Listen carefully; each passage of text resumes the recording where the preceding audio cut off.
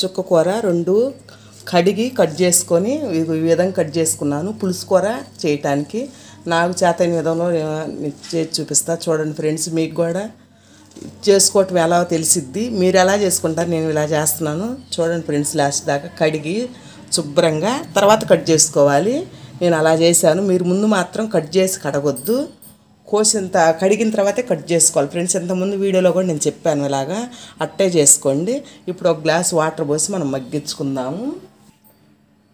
మూత కూడా పెట్టుకోకూడదు ఫ్రెండ్స్. ఎప్పుడైనా ఆకుకూరలు మనం ఉడికించుకునేటప్పుడు మూత పెట్టుకోకూడదు. ఎక్కువ వాటర్ పోసుకొని మనం వంచేసుకుంటే మనకి టేస్ట్ మారిద్ది. ఎందుకంటే సరిపడా ఒకవేళ చాలేదు ఇంకొక కొంచెమైనా వేసుకోవచ్చు. ఇప్పుడు మూత పెట్టుకోకుండా మనం ఉడికించుకుందాము. ఈ ఉడికేటప్పటికి మనకు ఇప్పుడు వర్షాలు పడుతున్నాయి కాబట్టి కొంచెం లేటుగా ఉడికిద్ది తోటకూర అనేది. వర్షాలు పడకుండా ఉంటేనే గోంగూర అయినా తోటకూర అయినా బాగా ఉడికిద్ది, తొందరగా ఉడికిద్ది. మనకు ఆ టేస్ట్ వేరు. ఇప్పుడు వర్షాలు పడేటప్పుడు తొందరగా ఉడకదు, ఒక టైం పట్టిద్ది, ఒక 5 నిమిషాలు. తోటకూర ఉడికేటప్పటికి మనం ఎందుకంటే ఒక పొంగు వచ్చిన తర్వాతే మనం పచ్చిమిరపకాయలు వేసుకోవాలి. ఆ పచ్చిమిరపకాయలు వేసుకోకపోతే మనకు టేస్ట్ అనేది మారిపోయింది, రాదు. కానీ కంపల్సరీగా పచ్చిమిరపకాయ పెద్దుల్లిపాయ కంపల్సరీగా ఉండాలి. చూడండి మీరు విధానం ఎందుకంటే టేస్ట్ సరిపోయాడా వేసుకోవాలి, చూసి వేసుకోండి జాగ్రత్తగా. నేనైతే ఈ సైజులో 2 వేస్తున్నాను పెద్దుల్లిపాయలు. చిన్న ఉల్లిపాయలు తాలింపు వేసుకునేటప్పుడు ఈ లోపల పచ్చిపప్పు కడిగి నానబెట్టుకోవాలి. నేను ఈసిరిని పప్పును కొనుక్కొచ్చినవి కాదు, అందుకు కాబట్టి ఒక గంట నానితే మనకి తొందరగా ఉడికిద్ది. అందుకని చెప్పి నేను ముందే నానబెట్టా. ఆ తోటకూర అనేది ఒక పొంగు వచ్చిన తర్వాతే మనం వేసుకోవాలి. ఒక పొంగు వచ్చిన తర్వాత పచ్చిమిర్చి వేసుకున్నాం, ఇలా కట్ చేశాను. ముందే బాగా మెత్తగా ఉడికిపోతాయి అని చెప్పి నేను ఒక పొంగు వచ్చిన తర్వాత వేస్తున్నాను. ఇప్పుడు పచ్చిపప్పు నానబెట్టుకున్నానని చెప్పా కదా, పచ్చిపప్పు ఇవి కూడా ఉడుకుతాయి అని చెప్పి ఒక పొంగు వచ్చిన తర్వాత వేస్తున్నాను. ముందు మాటికి వేయద్దు, పప్పులాగా ఇది మనం పప్పులో పెట్టుకున్నట్టు ఇది పులుసు కూరలాగా ఉండదు.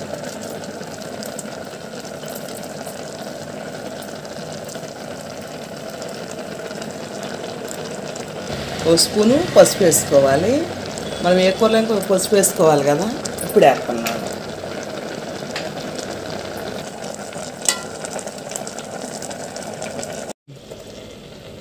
ఇంత చింతపండు వేసాను నిమ్మకాయ సైజులో. నేను చెప్పను మర్చిపోయా ఫ్రెండ్స్, ఏమనుకోవద్దు. ఇప్పుడు కారం వేస్తున్నాను.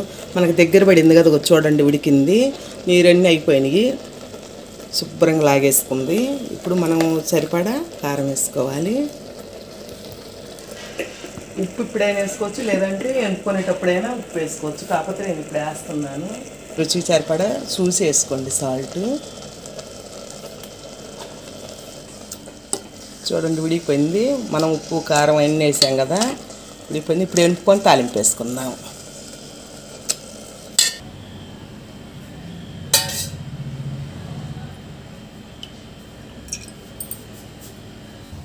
ఇప్పుడు తాలింపు గింజలు కొంచెం జీలకర్ర ఎక్కువ వేసుకోవాలి. ఇప్పుడు కొంచెం సువాసన రావాలి కదా. ధనియాలు మాత్రం కంపల్సరీగా వేసుకోవాలి, వేసుకుంటేనే మనకి ఆ టేస్ట్ వేరుగా ఉండిద్ది. మనకు తెలుసు ఉంటే తగ్గుతుంది, చాలా బాగుంటాయి. చిన్నుల్లిపాయలు కచ్చాపచ్చగా నూరాలి, అలాగ నూరి వేసాను నేను. కలర్ వచ్చేదాకా, గోల్డ్ కలర్ వచ్చేదాకా కొంచెం అట్లా కలుపుకుంటూ ఉండాలి. ఇవి చూడండి వచ్చినాయి. ఇప్పుడు పెద్దుల్లిపాయలు,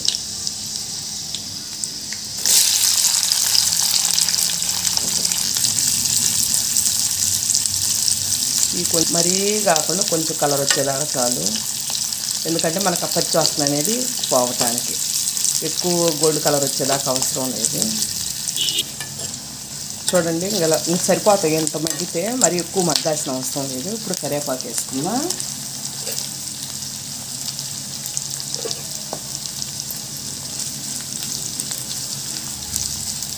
తాలింపులు వేస్తే మగ్గిన తర్వాత ఎత్తేనే మనకు ఆ వాసన అనేది మనకు బాగుంటుంది. ఇప్పుడు మనం ఉడకబెట్టుకున్న తోటకూర,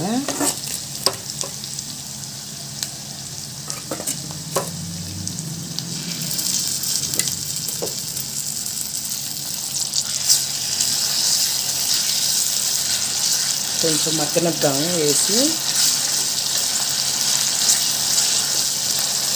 తరిగేసుకుందాము. ఇందాక కరివేపాకు కదా, కొత్తిమీర వేయలేదు కదా, ఇప్పుడు వేసి 2 నిమిషాలు మగ్గిందనుకో మనకప్పుడు మనం వేసిన ఆయిల్ అనేది పైకి వచ్చింది, అప్పుడు పర్ఫెక్ట్గా ఉడికినట్టు. చూడండి ఎంత బాగా వచ్చిందో, మీరు కూడా చేసుకోండి, చాలా బాగుంటుంది. రోటీలోకి చాలా బాగుంటుంది, చపాతీలోకి కానీ. మనం తింటుంటే ఈ పచ్చిపప్పు అనే ఈ ఉల్లిపాయ ధనియాలు మనం తగులుతుంటే ఆ వాసనే వేరప్ప, చాలా బాగుంటుంది.